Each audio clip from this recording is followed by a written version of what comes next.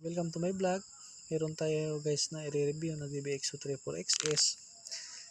So meron din kaparesan guys na DBX yung kulay itim na DBX234XL. Magkaiba lang sila ng printed guys, pero pares lang sa parts guys na ginamit.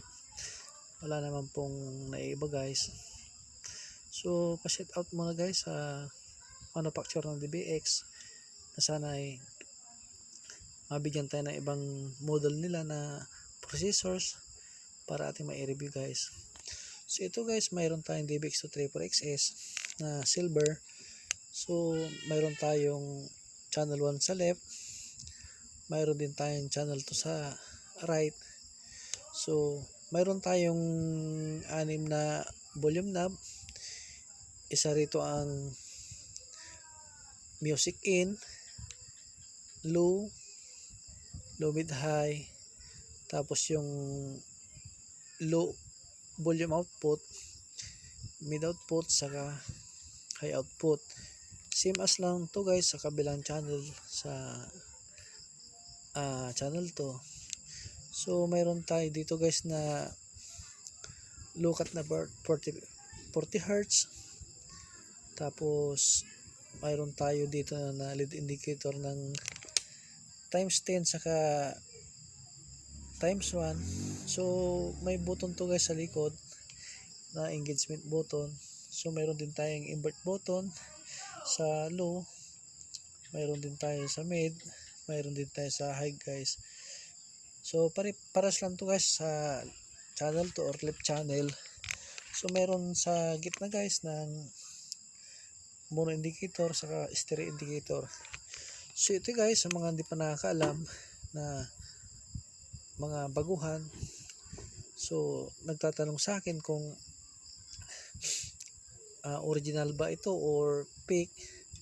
Usually guys, ito ay original brand po siya guys ng DBX. So halos lahat naman ng processors natin guys is finished product na po siya ng China.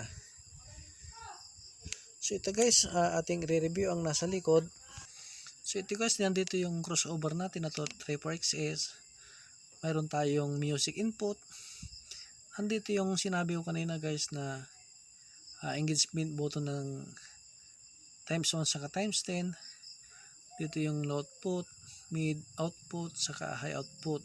So mayroon din tayong engagement button dito guys na low frequency.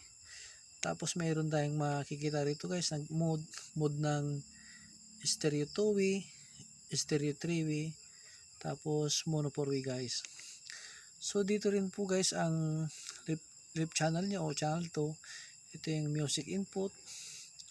Mayroon din tayong engagement button na times 1 times 2 na crossover frequency. Mayroon tayong low output, mid output, saka output guys. So bali manufacture siya guys ng sabi dito is Salt Lake ng Utah, made in USA, pero alam ko guys, manufacture na po ito ng China, hindi na po siya original na USA. So ito guys, kung mayroon tayo rito na right and left na channel or channel 1, channel 2. So kung gagawa tayo guys ng stereo 2-way, susundan lang natin guys itong mga nakasulat sa baba na guide. Yan po guys ay stereo 2-way. So ang pag-stereo 2-way guys, itong dalawang button na to, so pag inilubog mo tong isa guys, in-engage mo, nakaload ng isa, ibig sabihin guys is stereo 2-way. So ang connection na stereo 2-way guys, maliban sa music input, so mayroon tayong low sum dito, tapos not use, high output. At ganoon din sa kabila guys, mayroon tayong music input, low output, not use, saka high output. So ito guys is stereo na 2-way. So ang pag-engage guys ng stereo 3-way naman guys, susundan lang natin guys itong mode pattern niya na parehas siya nakalutang, ibig sabihin proper way siya ng 3-way. So ito guys, magagamit to pare-parehas, alive po ito. So ito rin ang guys ang susundan natin sa taas ng stereo 2-way. Yan po ang guide din po guys ng stereo 3-way. So mayroon tayong low, mid, saka high. At ganoon din po guys sa channel 2 ay magagamit din po ito guys ng low, mid, saka high. So ang paggamit naman guys ng mono 4-way, susundan lang natin itong nasa taas guys. Lahat po na nasa taas guys, yan po ay sinusundan po ng mono 4-way mula sa channel 1 saka channel 2. So ito guys, makikita natin ang mode button niya sa engagement. So yung isa open, yung isa naka-engage. So pag pinindot mo ito guys, so nag-aandar na po yung guys ng as mono 4-way. So ito naman ang pattern guys. So low ito, mid, not choose. And then sa channel 2 guys, not choose and low, gumagana ang mid saka high. So usually sa taas guys, gumagamit tayo ng tatlong ang power amp po dito, gaya ng 3-way. So dito isa lang ang low natin. So ibig sabihin pag gagamit tayo ng isang amplifier or power amp, naka-select lang tayo guys sa parallel or mono para left and right ng ating speaker is gumagana guys.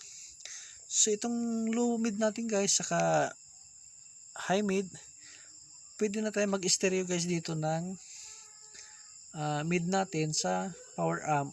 Pwede tayong mag-drive na lang sa channel 1 saka channel 2 na isang power amp. So ito guys naman, kasi naka-open ang high niya, mayroon siyang high output. Gagamit tayo dito guys ng kahit na isang integrated output na pwedeng i-mono natin or i-parallel din guys para mapagana lahat yung tweeter natin at magkaigwa siya ng high output. So yun lang guys.